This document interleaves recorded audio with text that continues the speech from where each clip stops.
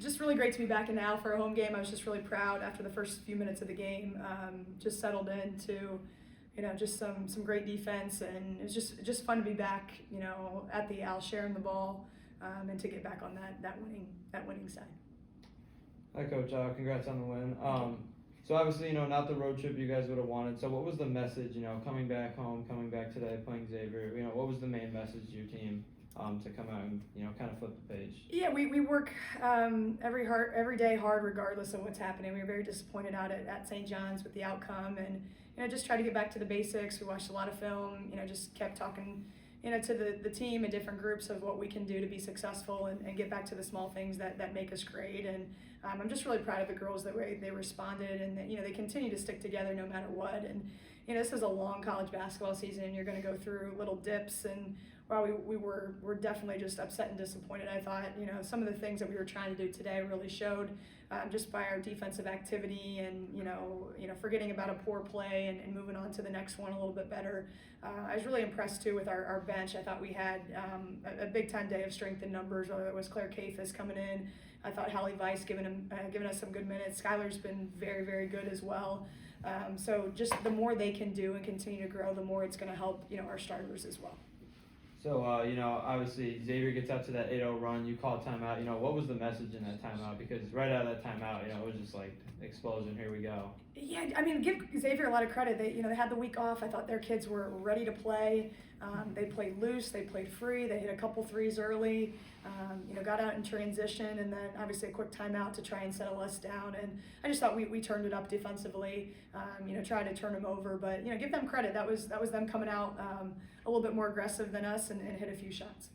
I want to ask you about Kenzie. Obviously, she didn't shoot the ball, as much as we're used to, or not as much, but as well as we're used to seeing her shoot it on the road trip. So how big was it for her to, kind of get back home today and really, see the ball go in more and get that confidence back up today? I think the great thing about Kenzie is she just continues to grind through, every opportunity ahead. And, I think she was shooting at such a high clip, some ridiculous, almost video game numbers.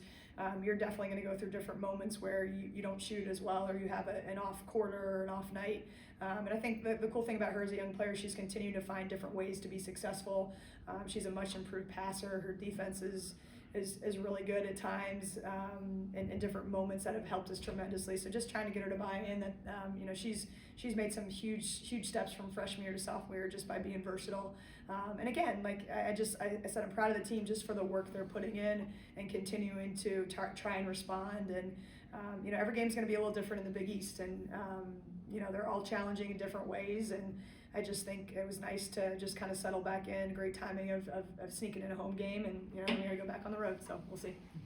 I wanted to ask you about Jordan as well. Obviously, she didn't have the afternoon from the field that she might have wanted to have, but still, put her name in the top 10 all time now here at Marquette. What could you kind of just say about her? Just as a whole, you guys have been through every step of the way here together at Marquette. What could you just say about what she's meant to this program and the kind of legacy that she is building for herself right now? Yeah, I don't care what the stats say or what Jordan does, from a numbers. I mean, her steadiness, her mentality.